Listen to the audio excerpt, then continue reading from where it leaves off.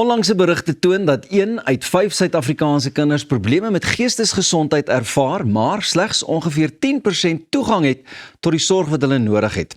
Dit roep ernstige kommer op, nie net oor gesondheidsorg nie, maar ook oor kinders se regte ontwikkeling en toekomstige welstand. Ons gesels vandag met professor Renata Schoeman, 'n psigiater, akademikus en geestesgesondheidsaktivis.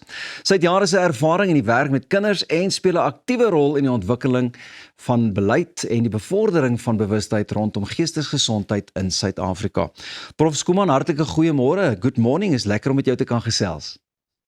Goeiemôre Pieter. Sê net gou vir my, wat is van die grootste hindernisse wat kinders keer om hulp te kry? Die een groot ding is befondsing en 'n lack of access to care. Met ander woorde, selfs waar daar dienste beskikbaar is, kom kinders baie keer nie by die dienste uit nie. Of dit is as gevolg van stigma, of dit is as gevolg van vervoer, maar daar's vele hindernisse om by die nodige sorg uit te kom, en dan is daar groot dele van die land waar daar bloot net eenvoudig nie dienste beskikbaar is nie. Daar is 'n totale gebrek aan spesialiste en ook aan fasiliteite.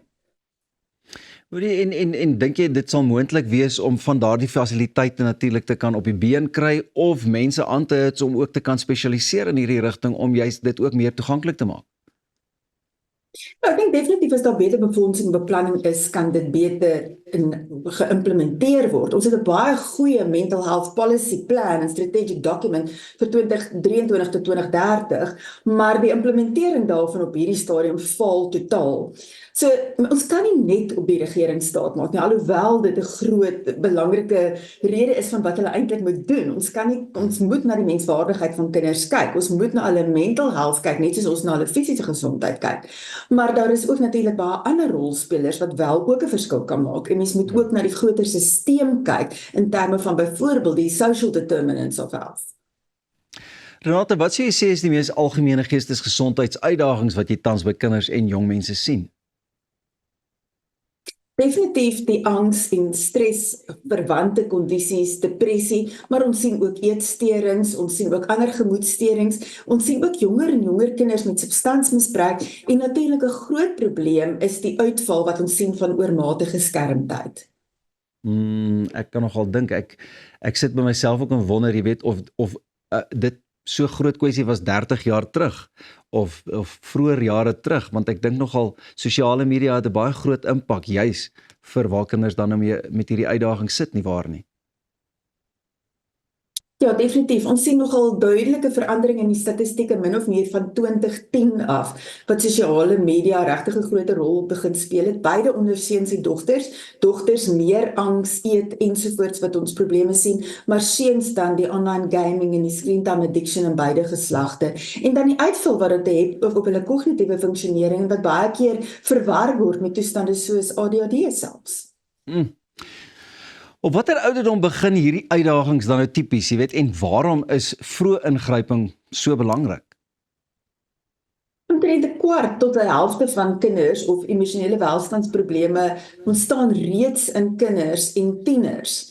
En die probleem is dit word baie keer soos ons genoem nie geïdentifiseer nie. En dis hoekom ook ons glo dat skole is so 'n belangrike punt is waar ons kinders vroeg kan optel of sift en wat daar diagnoses kan plaasvind en die nodige ondersteuning wat hulle nodig het. Met ander woorde, as ons programme kan oplei of uitrol waar ons ook onderwysers empower en die nodige dienste op skoolvlak kan bied, is dit moontlik dat ons baie minder kinders dan of heeltemal mis of verwaar is in terme van hulle emosionele welstand, of dat hulle eers baie laat, wanneer reeds komplikasies of komorbiditeite is, by die Department of Health aanklop om hulp. En dan wat sê, watse faktore sal tipies ook nogal 'n invloed hê op 'n kind se geestesgesondheid? Is dit maar, jy weet huislike omstandighede en dies meer? Ja, ons moet onthou meeste psigiatriese toestande of emosionele gesondheidstoestande is wat ons noem biopsychosocial.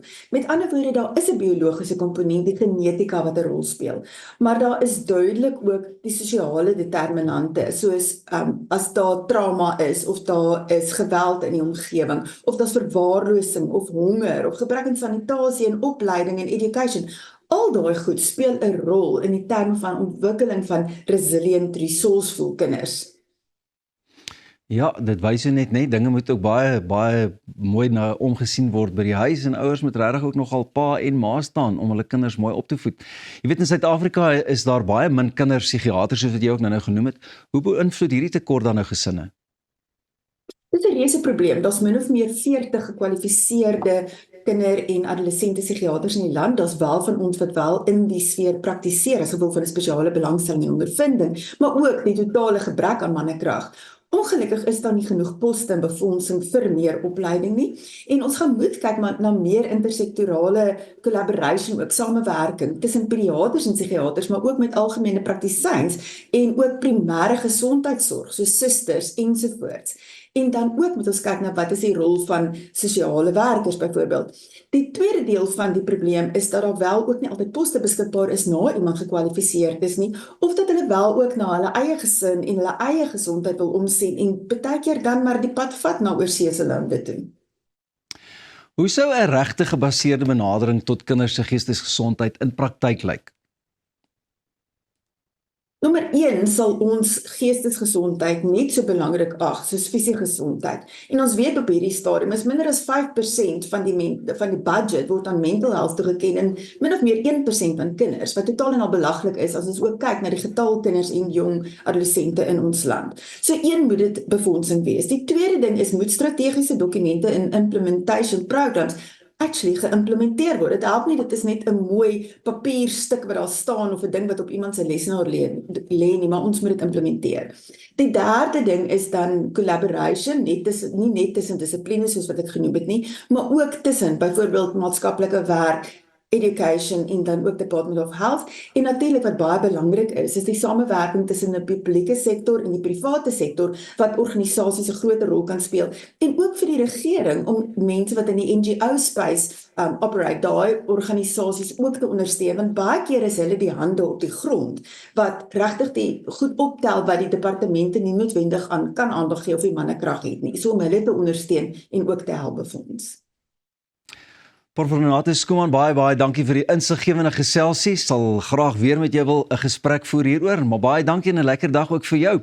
Vir die van julle wat nou saam met ons kuier, bly net waar jy is. Net hierna kuier ons saam met Annie en gesels natuurlik sport hier by Goeiemôre, Good Morning. So sien jou nou weer.